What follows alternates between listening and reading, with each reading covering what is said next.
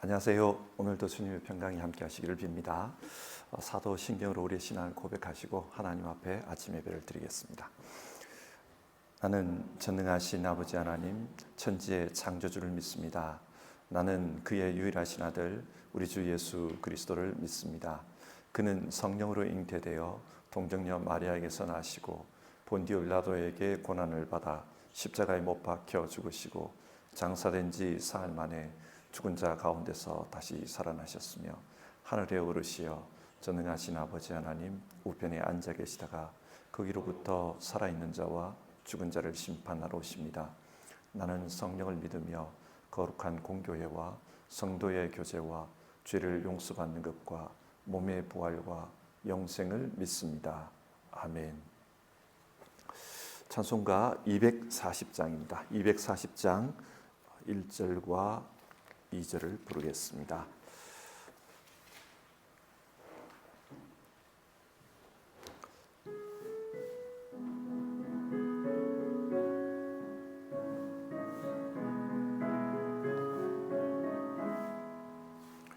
주가 맡긴 모든 역사 힘을 다해 마치고 밝고 밝은 그 아침을 맞을 때 요단강을 건너가서 주의 손을 붙잡고 기쁨으로 주의 얼굴 배우리. 나의 주를 내가 그의 곁에 서서 배우며 나의 주를 손에 못자국을 보아 알겠네. 하늘나라 올라가서 주님 앞에 절하고 온유하신 그 얼굴을 배울 때 있을 곳을 예비하신 그 신사랑 고마워 나의 주께 기쁜 찬송 드리리. 나의 주를 내가 그의 곁에 서서 배우며 나의 주를 손에 못자국을 보아 알겠네. 아멘. 기도하겠습니다. 하나님, 오늘 토요일 아침에도 하나님 앞에 아침 예배를 드리며 하루를 시작을 합니다. 하나님께서 우리에게 주신 삶을 생각합니다. 하나님을 기뻐하며 살라고, 또 하나님께 영광을 돌리며 살라고 우리에게 우리의 삶을 허락하셨습니다. 이 땅에서 살아가는 삶이 하나님 때문에 기뻐하는 삶이 될 수 있도록 도와주시고, 또 우리의 삶을 통해 하나님께 영광을 올려드리는 그런 삶이 되도록 우리를 인도해 주옵소서. 하나님, 우리 성도님들 한 주간의 삶을 살고 주말에 쉬는 그런 시간입니다. 그 삶을 주님께서 지켜주셔서 영적으로나 육적으로나 온전한 쉼이 있게 하여 주시고, 스트레스가 많은 세상, 또 여러 가지 번잡한 일들이 많은 세상 속에서 주님으로 말미암은 참된 쉼과 또 참된 회복을 경험할 수 있도록 역사해 주시옵소서. 하나님, 그래서 우리의 삶을 통해 온전히 하나님께 영광을 돌려드리기를 원합니다. 그리고 우리의 삶 속에서 하나님 때문에 기뻐하는 그런 일들이 있기를 원합니다. 우리 성도님들 정말 하나님 때문에 기뻐하면서 살아갈 수 있도록 주께서 그 심령 속에 주시는 그런 만족함과 은혜들이 넘치도록 역사해 주시옵소서. 하나님, 오늘 하루가 복되게 하여 주시옵소서. 우리가 긴 시간을 생각하지만 실제적으로 우리가 살아갈 수 있는 시간은 지금이라는 시간밖에 없습니다. 오늘 하루를 복되게 살 수 있도록 역사해 주시옵소서. 그리고 하나님, 예배를 드립니다. 이 예배를 통해 위로는 하나님께 영광이 되고, 또 우리 스스로는 하나님 때문에 은혜를 누리는 그런 예배의 시간이 될 수 있도록 도와주시옵소서. 예배하는 가운데 우리 각자에게 주시는 그런 하나님의 말씀들을 분별할 수 있고 깨달을 수 있도록 우리에게 지혜와 명철을 허락해 주시옵소서. 우리 주님 귀하신 예수님의 이름으로 기도드립니다. 아멘.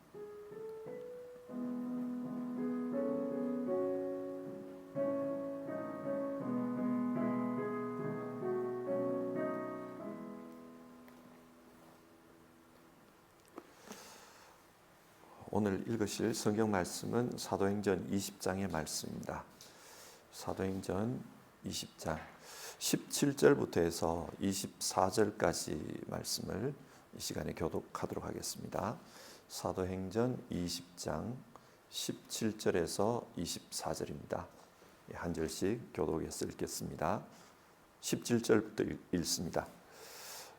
바울이 밀레도에서 에베소로 사람을 보내어 교회 장로들을 불렀다. 장로들이 오니 바울이 그들에게 말하였다. 여러분은 내가 아시아에 발을 들여놓은 첫날부터 여러분과 함께 그 모든 시간을 어떻게 지나왔는지를 잘 아십니다. 나는 겸손과 많은 눈물로 주님을 섬겼습니다. 그러는 가운데 나는 또 유대 사람들의 음모로 내게 덮친 온갖 시련을 겪었습니다. 나는 또한 유익한 것이면 빼놓지 않고 여러분에게 전하고 공중 앞에서나 각 집에서 여러분을 가르쳤습니다. 나는 유대 사람에게나 그리스 사람에게나 똑같이 회개하고 하나님께로 돌아올 것과 우리 주 예수를 믿을 것을 엄숙히 증언하였습니다. 보십시오. 이제 나는 성령에 매여서 예루살렘으로 가는 길입니다.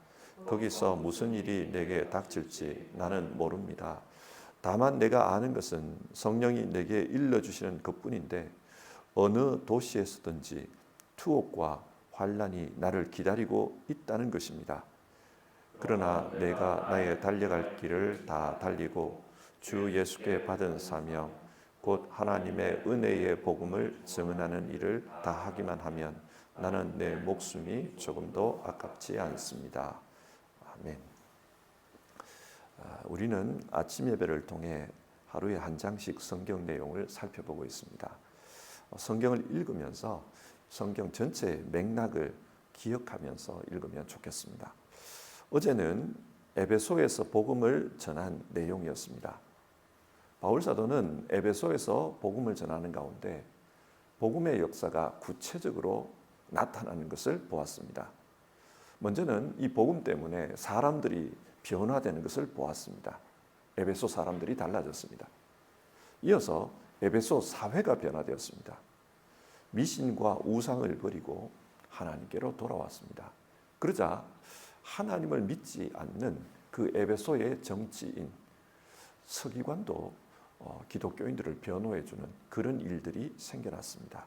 이처럼 복음으로 말미암아 사람이 변화되고 또 사회가 변화되고 정치가 변화되는 그런 모습이 에베소서 19장에 기록되어 있습니다. 이처럼 에베소는 복음의 역사가 강하게 나타난 곳이었습니다. 바울 개인적으로는 전도 활동에 큰 성공을 맛본 곳이 이 에베소였습니다. 그리고 오늘 20장 바울 사도는 그런 에베소 교회를 떠나서 마케도니아와 그리스 지역의 여러 교회들을 돌보았습니다. 그런 가운데 속히 예루살렘에 가려고 합니다. 왜 예루살렘에 속히 가려고 하는가? 마케도니아와 그리스 그리고 아시아 여러 지역에서 이방인 성도들이 예루살렘 교회를 도와달라고 모아준 구제헌금이 있었습니다. 바울은 그 구제헌금을 예루살렘 교회에 전달하기 위해서 예루살렘으로 가고 있는 겁니다. 그런데 가능하면 오순절 이 절기가 오기 전에 예루살렘 교회에 이 선교금을 전달하고자 했습니다. 그래서 바울은 도중에 에베소 교회를 방문하지 못하고 대신 밀레도로 에베소 교회 장로님들을 불러서 거기서 만나서 말씀을 나누는 그 이야기가 20장에 기록되어 있습니다. 오늘은 여기서 바울과 에베소 교회 장로님들 사이에 나누었던 그 고별 설교를 우리가 살펴보려고 하는데요. 이 고별 설교는 내용적으로 보면 세 개의 단락으로 구분이 됩니다. 먼저 첫 번째 단락은 17절에서 21절까지 내용인데요. 바울 사도가 에베소에서 어떻게 사역을 감당했는지 그것을 회고하는 내용입니다. 어떻게 사역을 감당했다고 합니까? 19절을 보면 나는 겸손과 많은 눈물로 주님을 섬겼습니다. 그러는 가운데 나는 또 유대 사람들의 음모로 내게 덮친 온갖 시련을 겪었습니다. 이 문장에서 주 동사는 나는 주님을 섬겼습니다. 섬겼습니다가 주 동사입니다. 섬기다로 번역된 이 말은 헬라어 둘리오입니다. 둘리오는 노예가 주인을 섬기는 것을 가리킵니다. 바울은 마치 노예처럼 그렇게 주님의 몸인 교회를 섬겼다는 겁니다. 그러면 구체적으로 어떻게 섬겼는가?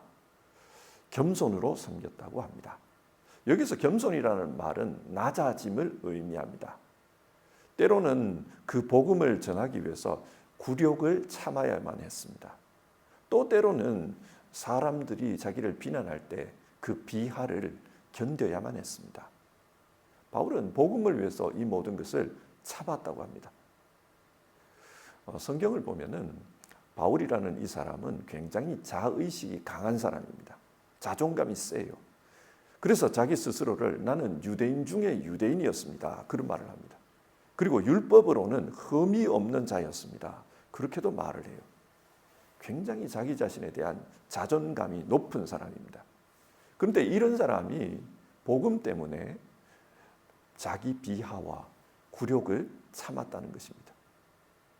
그리고 이런 자신의 겸손의 모습을 빌립보서 2장 3절에서는 이렇게 말해요. 무슨 일을 하든지 겸손한 마음으로 하고 자기보다 남을 낮게 여기십시오. 교회 일을 하면서 다른 사람을 자기보다 더 훌륭하게 생각했다는 것입니다. 바울은 성경의 전문가였기 때문에 예수님에 대한 이해와 신학이 남달랐습니다. 그러나 그럼에도 불구하고 자기와 함께 사역하는 그 사람들을 자기보다 더 훌륭하게 생각했다는 겁니다. 왜 그랬을까? 그게 교회의 덕이 되는 겁니다. 교회의 덕을 세우기 위해서 다른 사람을 자기보다 더 훌륭하게 생각했다. 그 이야기를 하고 있습니다. 우리도 교회 생활을 하다 보면은 저 사람 참 신앙이 깊구나, 복음에 대한 이해가 남다르구나, 그런 것을 느낄 때가 있습니다. 그렇게 신앙생활을 오랫동안 하고 또 깊이 있게 하는 사람들이 초신자를 보면은 뭔가 좀 부족한 부분이 있을 거예요. 근데 만약 그 부족한 부분이 있다고 초신자를 무시하고 늘 가르치려고만 하면은 이게 인간적인 충돌이 일어날 수밖에 없습니다. 바울은 그런 것을 잘 알았습니다. 그래서 겸손한 마음으로 교회를 섬겼다. 그렇게 말하고 있습니다. 또 어떻게 섬겼는가? 많은 눈물로 섬겼다. 그렇게 말합니다. 많은 눈물을 흘렸다는 것은 교회 일을 하는 가운데 어려움이 많았다는 뜻입니다. 억울할 때도 있었고 실제적으로 고초를 겪을 때도 있었습니다. 남들에게 말하지 못하는 그런 고통도 있었다. 우리가 그것을 알 수 있습니다. 그래서 이런 말이 나옵니다. 그 19절 하반절을 보면은 그러는 가운데 나는 또 유대 사람의 음모로 내게 덮친 온갖 시련을 겪었습니다. 유대인들이, 같은 동족인 유대인들이 바울 자신을 원수처럼 생각했다는 거예요. 그래서 음해를 하고 음모를 꾸몄다. 그런 이야기를 하고 있습니다. 같은 작은 그 이민사회 속에서 안 좋은 말을 자꾸 퍼뜨립니다. 음해를 합니다. 그러면 심적으로 굉장히 힘들어집니다. 없는 말을 만들어내고 말도 되지 않는 말을 소문으로 퍼뜨리고 그렇게 하면서 그 이민사회 속에서 파렴치한으로 매장시키는 그런 일들이 있었다는 겁니다. 그러나 바울은 이 상황 속에서도 참고 교회를 섬겼다. 그런 말을 하는 겁니다. 왜냐? 자신은 종이기 때문에 자신의 감정 표현을 잘 안 했다라는 거예요. 그저 하나님 앞에서 눈물을 흘릴 뿐 자신의 감정 표현을 별로 하지 않았습니다. 자, 그러면 바울은 이런 태도로 주님을 섬겼다. 그러면 어떤 방법으로 주님을 섬겼는가? 20절을 보면은 복음을 전하고 가르치는 일로 섬겼다고 합니다. 많은 사람 앞에서 혹은 각 집에서 사람들을 복음으로 가르치는 일을 했다고 합니다. 그러면 그 가르침의 내용이 무엇이었을까요? 21절에 보면은 그 가르침의 내용이 나와요. 나는 유대 사람에게나 그리스 사람에게나 똑같이 회개하고 하나님께로 돌아올 것과 우리 주 예수를 믿을 것을 엄숙히 증언하였습니다. 그 가르침의 내용은 회개와 믿음이었습니다. 그리고 25절을 보면 나는 여러분 가운데로 들어가서 그 나라를 선포하였습니다. 그런 말이 나옵니다. 그 나라는 하나님 나라입니다. 그러니까 바울은 지금 그 에베소에서 회개와 믿음과 하나님 나라를 가르쳤다는 것입니다. 이렇게 가르치는 가운데 이 하나님 나라가 구체적으로 어떻게 드러나는가? 그게 교회라는 거예요. 에베소서를 보면은 이 내용이 나옵니다. 주님의 몸인 교회가 하나님 나라를 드러내는 그런 전초 기지다. 그 말을 하고 있습니다. 그러면 이런 질문을 해보게 돼요. 바울은 왜 자신이 지금 에베소에서 어떤 자세로 또 무엇을 가르쳤다 이걸 말하는 걸까요? 왜 에베소 장로들에게 이 말을 하는 것일까요? 내가 이만큼 고생했으니까 여러분은 나를 인정해 줘야 됩니다. 자기를 알아달라고 이 말을 하는 것일까요? 그게 아닙니다. 이 말을 하는 이유가 그 아래에 나옵니다. 그래서 두 번째 단락을 우리가 살펴보면요. 22절부터 27절인데요. 바울은 이제 예루살렘으로 가고 있습니다. 그런데 가는 도중에 여러 성을 들렀는데 들를 때마다 예언의 말씀을 들었다는 거예요. 어떤 내용의 예언이냐? 예루살렘에 가면 투옥과 환란이 기다리고 있다. 그런 내용의 예언을 들었습니다. 그래서 25절을 보면 이제 나는 여러분 모두가 내 얼굴을 다시는 보지 못하리라는 것을 알고 있습니다. 성령께서 예언해 주신 바에 따르면 다시는 이 에베소 교회의 지도자들을 볼 수 없다라는 겁니다. 어쩌면 죽을 수도 있습니다.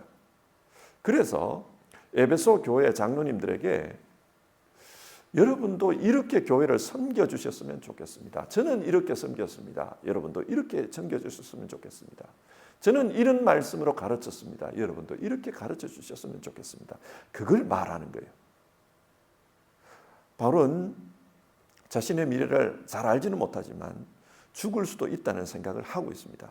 그래서 이런 말을 해요. 24절인데요. 내가 나의 달려갈 길을 다 달리고 주 예수께 받은 사명 곧 하나님의 은혜의 복음을 증언하는 일을 다 하기만 하면 나는 내 목숨이 조금도 아깝지 않습니다. 바울은 자신이 예수님으로부터 받은 사명, 그 사명을 잘 감당하기만 하면은 죽어도 괜찮다. 그런 말을 합니다. 그러면 주님으로부터 받은 사명이 무엇입니까? 하나님의 은혜의 복음을 증언하는 것입니다. 은혜의 복음을 전하는 것이 자신의 사명이다. 그렇게 밝히고 있습니다. 여러분, 은혜가 무엇입니까? 은혜는 하나님께서 우리에게 공짜로 주시는 선물입니다. 우리를 위해 한량없이 베푸신 그 사랑이 은혜입니다. 그리고 하나님의 그 사랑은 예수님의 십자가와 부활에 나타나 있다는 겁니다. 예수님께서 우리를 위해서 죽으셨습니다. 그리고 우리를 위해서 살아나셨습니다. 그래서 우리도 주님처럼 그렇게 살아나게 될 거다. 그걸 하나님께서 우리에게 보여주셨다는 겁니다. 여기서 우리는 사명자의 태도도 중요하지만 그 사명자가 가지고 있는 사명이 무엇인지를 좀 주목했으면 좋겠습니다. 교회의 사명이 뭔가? 교회의 사명은 하나님의 은혜의 복음을 전하는 것입니다. 바울은 편지를 쓰면서 그 편지 가운데 하나님의 은혜와 대립하는 개념으로 공로, 율법, 이런 이야기를 많이 해요. 요즘 우리 시대를 보면서 여기 한번 대입을 해보게 됩니다. 교회는 어떤 사명을 가지고 하나님의 나라를 위해 일하고 있느냐, 그 문제입니다. 많은 교회가 커지기를 원합니다. 성장하기를 원합니다. 그런데 왜 성장하기를 원하느냐, 그게 중요해요. 많은 사람이 주님께로 돌아오게 하기 위해서는 성장이 필요하다, 그럴 수 있습니다. 그렇게 많은 사람이 돌아오면 하나님이 기뻐하실 겁니다. 하나님께 영광이 될 거예요. 그런데 그게 아니라 성장을 통해서 교회의 힘, 교회의 파워를 기르려고 하는 경우가 있습니다. 한국 사회 속에서, 독일 사회 속에서 교회가 커지면 그 공동체 속에서 그 공동체, 그 교회의 힘이 커집니다. 그러기 위해서 자기 공로, 자기 자랑, 자기 능력 이런 걸 내세우면 이거는 교회가 자기의 사명을 감당치 못하는 겁니다. 은혜의 복음은 우리는 공짜로 구원을 얻었다. 여러분 모두도 예수 그리스도의 그 은혜로 공짜로 구원을 얻었습니다. 공짜로 하나님의 은혜를 나눠주는 겁니다. 그런데 그 공짜로 얻은 은혜로 세상 속에서 힘이라는, 명예라는, 지위라는 그것을 얻으려고 하는 것은 그것은 잘못된 겁니다. 또 간혹 교회가 사람들에게 도덕을 가르치는 것을 봅니다. 도덕은 필요합니다. 특별히 하나님을 믿고 거룩한 백성이 되었다. 그러면 도덕적으로 사는 게 중요합니다. 그런데 하나님의 은혜가 생략된 도덕은 율법이 되고 맙니다. 많은 교회들이 구약적인 율법을 강요하는 것을 봅니다. 그래서 성도들에게 이렇게 해라 저렇게 해라 그런 요구들을 많이 한 것을 봅니다. 이것은 교회의 사명에서 어긋난 겁니다. 바울은 이 하나님의 은혜를 어떻게 이해하는가? 하나님께서 내게 행해 주신 그것이 은혜다, 이렇게 이해를 해요. 고린도전서 15장 10절을 보면 나의 나된 것은 하나님의 은혜입니다. 자기가 사도로서 살 수 있는 것, 그것 자체가 하나님의 은혜라는 겁니다. 왜 이런 말을 하는가?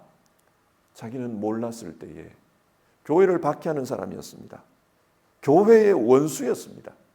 그래서 스스로는 교회를 박해하는 일에 있어서 죄인 중에 괴수였다, 그런 표현을 합니다. 그런데 그런 사람에게 하나님께서 불쌍히 여기셔서 그 교회를 위해서 살아갈 수 있는 사도가 되게 해주셨다. 구원해 주시고 또 그 교회에서 중요한 일을 할 수 있도록 맡겨주셨다. 이것 자체가 은혜다, 그렇게 말을 합니다. 우리도 우리 각자에게 베풀어 주신 그런 은혜를 망각해버리면은 하나님께서 주신 사명을 이해할 수가 없습니다. 엉뚱한 일을 하게 됩니다. 그래서 우리는 하나님께서 내게 어떤 은혜를 베풀어 주셨나, 그것을 기억하는 게 중요합니다.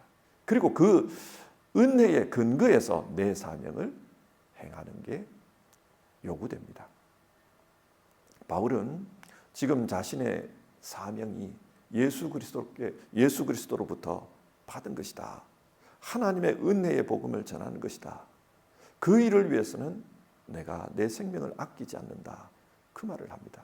그러면서 에베소 교회 장로님들에게 여러분도 이렇게 교회를 섬겨주십시오.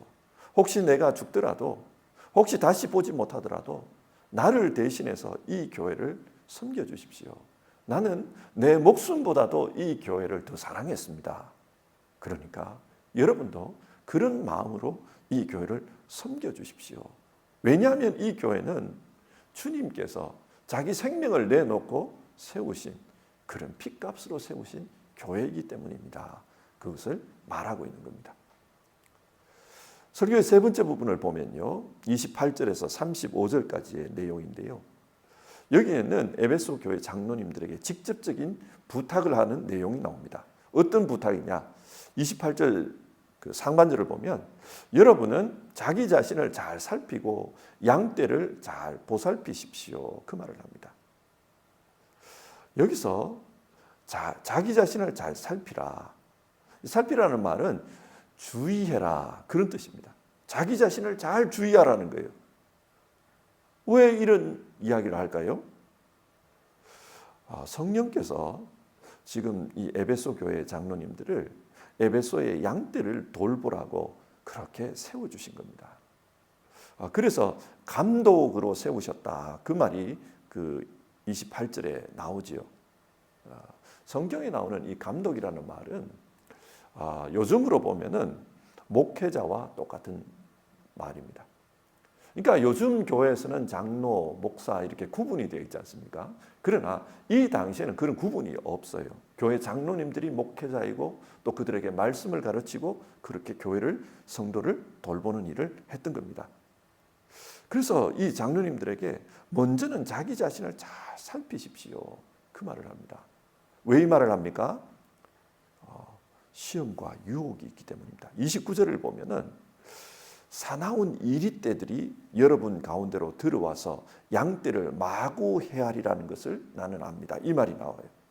바울이 떠난 다음에 사나운 이리떼가 들어온다. 즉 이단이 들어온다는 거예요. 잘못된 복음을 전하는 거짓 선생들이 올 수 있다는 거예요. 그래서 교회를 어지럽힐 수가 있다. 그러므로 교회의 어른이 된 장로가 된 여러분들은 무엇이 바른 복음인지, 어떻게 신앙하는 것이 바른 믿음인지 그것을 잘 분별하십시오. 그걸 여러분들 자신에게 적용하십시오. 그래서 여러분 자체가 바른 신앙인으로 살아야 됩니다. 그리고 그 신앙 가운데 여러분의 성도들을 가르치십시오. 그 말입니다. 그리고 30절을 보면은 이런 말이 나와요. 여러분 가운데서도 제자들을 이탈시켜서 자기를 따르게 하려고 어그러진 것을 말하는 사람들이 나타날 것입니다. 교회 지도자가 성도들을 이탈시켜서 자기 교회를 세우는 그런 일이 일어날 수 있다. 그 말을 하는 겁니다.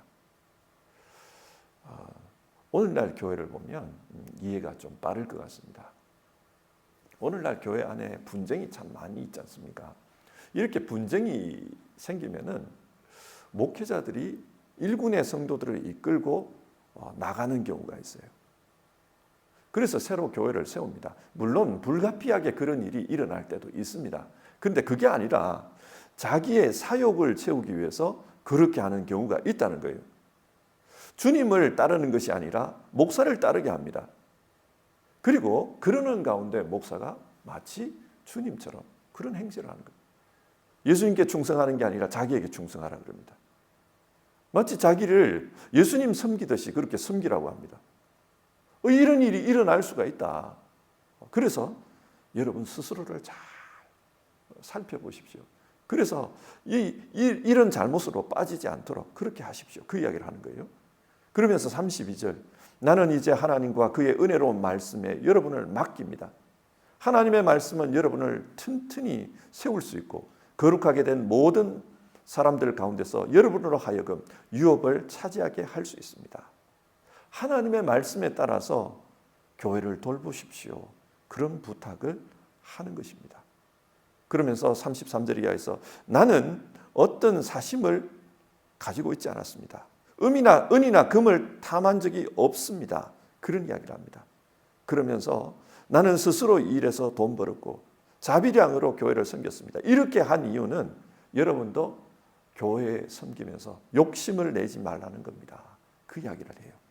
그래서 욕심을 내지 말고 교회를 잘 섬겨주십시오. 그렇게 권면한 후 이별을 합니다. 오늘 내용을 한번 정리를 해봅시다. 바울은 에베소 교회 장로들에게 고별 설교를 하면서 자신이 어떻게 교회를 섬겼는지 그것을 이야기합니다. 그리고 주님께서 맡기신 그 사명을 위해서 자신은 어떤 마음으로 지금 달려가고 있는지 그것도 이야기합니다. 그런 후에 에베소 교회 장로님들에게 여러분도 나처럼 그렇게 주님을 함께 섬겼으면 좋겠습니다. 그런 부탁을 하고 있는 겁니다. 오늘 이 말씀을 돌아보면서 한번 질문해 봅시다. 여러분, 오늘 우리에게 교회는 어떤 곳입니까? 또 우리는 어떤 마음으로, 어떤 자세로 주님의 교회를 섬기고 있습니까? 바울은 에베소서에서 교회는 예수님의 몸이다. 예수님이 교회의 머리다. 그런 이야기를 했습니다. 그러니까 머리이신 예수님께서 지금 교회라는 몸을 통해 우리 가운데 임하고 계신다는 말입니다. 따라서 우리는 교회에서 신앙하는 가운데 주님을 섬기는 마음으로 그렇게 신앙하는 것이 중요합니다. 물론 교회는 사람들이 모인 곳이기 때문에 여러 가지 어려움들이 있습니다. 세상의 관습을 따랐던 사람들이 세례를 받고 교회로 나왔기 때문에 여전히 세상의 관습에 찌든 모습이 있습니다. 거룩하지 못한 모습이 있습니다. 그러나 중요한 것은 그럼에도 불구하고 교회는 주님의 몸이라는 사실입니다. 그렇기 때문에 우리는 이 교회 안에서 신앙생활을 할 때 주님을 섬기는 그런 마음으로 신앙생활을 해야 합니다. 그러기 위해서는 먼저 한 사람 한 사람이 은혜의 복음으로 살려고 해야 합니다. 우리 한 사람 한 사람이 교회의 지체이기 때문에 우리가 예수 그리스도께서 베풀어 주신 그 은혜로 살려고 할 때 그때 이 교회는 예수님의 몸, 예수님의 모습을 드러내는 공동체가 될 것입니다. 우리에게 그게 중요합니다. 내게 베풀어 주신 은혜, 나를 믿고 맡겨 주신 은혜, 그 은혜를 기억하면서 신앙하는 것이 중요합니다. 그리고 두 번째는 늘 예수님을 바라봐야 돼요. 은혜 가운데 신앙한다는 것은 늘 내 삶 속에서 예수님을 바라보는 겁니다. 내 삶의 기준이 예수님이 되고 또 내 사명도 예수님의 말씀에 근거해서 이해하고 그래서 내 인생을 예수님을 따라가는 그런 삶을 사는 게 중요합니다. 우리가 잘 아는 큰 바위 얼굴이라는 소설이 있지 않습니까? 그 소설을 보면은 그 마을에 전설처럼 내려오는 이야기가 있잖아요. 저 산 위에 있는 큰 바위 얼굴처럼 생긴 사람이 나타날 거다. 그래서 사람들은 늘 그 큰 바위 얼굴을 보면서 그런 사람이 언제 나오나 기다리고 있었다고 하지 않습니까? 그 중에 한 소년이 있었어요. 이 소년은 그 큰 바위 얼굴을 보면서 이 소망이 커요. 그런 사람이 나타났으면 좋겠다. 그런데 이 소설을 보면 나중에 시간이 한참 흐른 후에 이 사람이 오랜만에 자기 고향을 방문했는데 사람들이 그런 말을 하죠. 큰 바위 얼굴이 나타났다. 무슨 말입니까? 누군가를 소망하면서 그 사람을 바라보며 살면 그 사람을 닮게 됩니다. 그처럼 신앙은 예수님을 바라보면서 예수님을 닮아가는 것입니다. 그때 우리는 하나님의 예수님의 몸인 온전한 교회, 그 교회를 이루어가는 일에 쓰임받게 되는 겁니다. 우리 모두가 이렇게 살았으면 좋겠습니다. 사랑하는 성도 여러분, 오늘 하루를 살면서 오늘 우리에게 교회는 어떤 의미인가 그것을 생각하고 또 그 교회 안에서 우리는 어떻게 신앙해야 하는가 그것을 주님 앞에서 결단하는 마음으로 그렇게 기도했으면 좋겠습니다. 찬송 320장입니다. 320장 나의 죄를 정케하사 이 찬송을 부르고요. 같이 기도하겠습니다.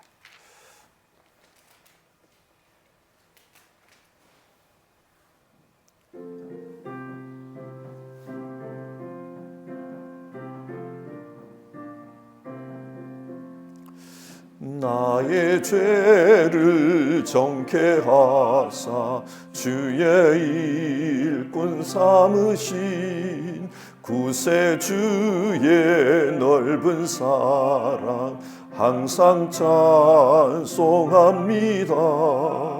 나를 일꾼 삼으신 주 크신 능력 주시고 언제든지 주 뜻대로 사용하여 주소서. 내게 부어 주시려고 은혜에 비하신 주의 은혜 채워주사 능력 있게 하소서.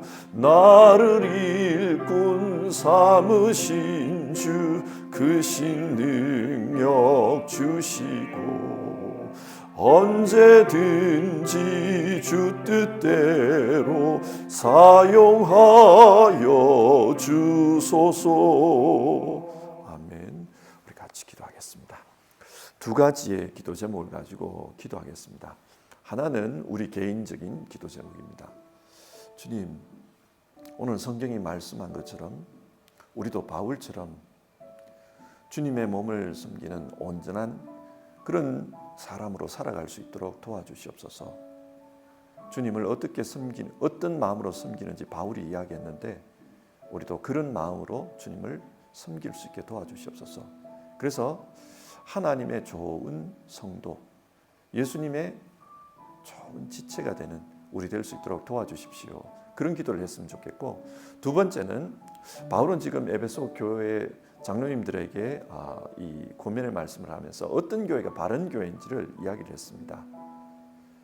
우리 교회가 바른 교회로서 세워져 가기를 우리 같이 기도했으면 좋겠습니다. 바른 신학이 있어야 돼요.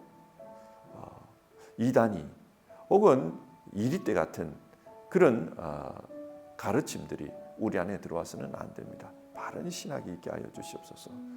그리고 바른 섬기는 이들, 목사와 또 장로님들과 안수 집사님들, 권사님들, 또 서리 집사님들, 여러 봉사자들이 바르게 교회를 섬기어서 주님의 교회가 하나님의 영광을 드러내는 곳이 되게 해 주시옵소서. 우리가 바른 교회가 되기를 그렇게 같이 한번 기도해 봅시다.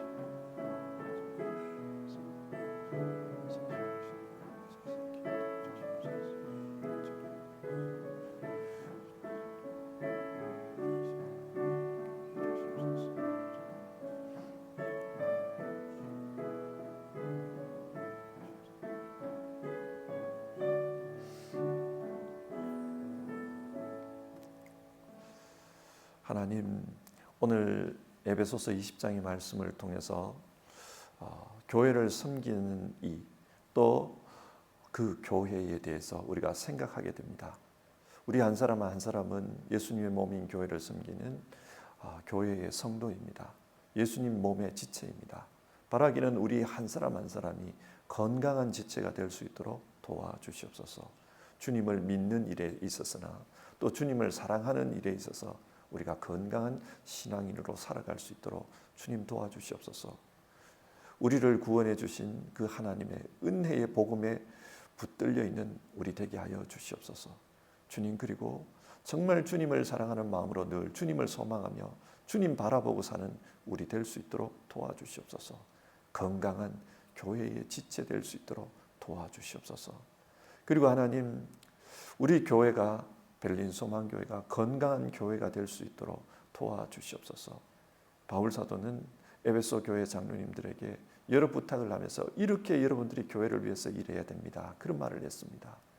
그러는 가운데 건강한 교회가 어떤 교회인지를 우리가 보게 됩니다. 바른 신앙, 바른 신학으로 주님을 섬기는 그런 교회 될 수 있도록 도와주시옵소서. 그리고 어떤 개인적인 욕심 때문에 교회가 다툼이 있거나 갈라지거나 그러지 않도록 주님 도와주시옵소서. 성령 안에서 온전히 하나 된 교회 될 수 있도록 주님 도와주시옵소서. 그리고 주님, 우리가 사심 없이 주님을 섬길 수 있게 도와주시옵소서. 그리고 우리 자신을 위해서보다는 누군가를 돕기 위해서 주님께서 기뻐하시는 그곳에서 복음 사역이 일어나도록 누군가를 돕는, 많이 돕는 그런 교회 될 수 있도록 주님 도와주시옵소서. 양무리를 잘 살피는 교회 되게 하여 주시옵소서. 그래서 양무리들이 정말로 하나님 건강하게 신앙할 수 있도록 그 역할을 잘 감당하는 우리 교회 되게 하여 주시옵소서. 주님께서 세워주신 교회의 일꾼들 주님 기억해 주시옵소서. 장로님들과 또 안수 집사님들, 권사님들, 뿐만 아니라 서리 집사님들, 많은 봉사자들, 또 교역자들, 주님 한 마음으로 주님을 잘 섬기는 그런 신실한 종들 다 될 수 있도록 주님 도와주시옵소서. 오늘 하루 주님 우리 성도님들 쉬는 가운데 하나님께서 주시는 그런 평강을 누리게 하시고 또 하나님께서 우리에게 베풀어 주신 은혜를 마음으로 느끼는 그런 하루 될 수 있도록 역사해 주시옵소서. 주님의 은총이 각 사람에게, 각 가정에게 또 우리 교회에 임하기를 간청을 드리며 귀하신 예수님의 이름으로 기도드립니다. 아멘.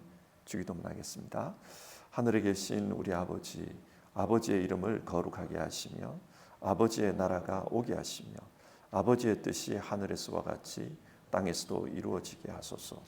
오늘 우리에게 일용할 양식을 주시고 우리가 우리에게 잘못한 사람을 용서하여 준 것 같이 우리 죄를 용서하여 주시고 우리를 시험에 빠지지 않게 하시고 악에서 구하소서.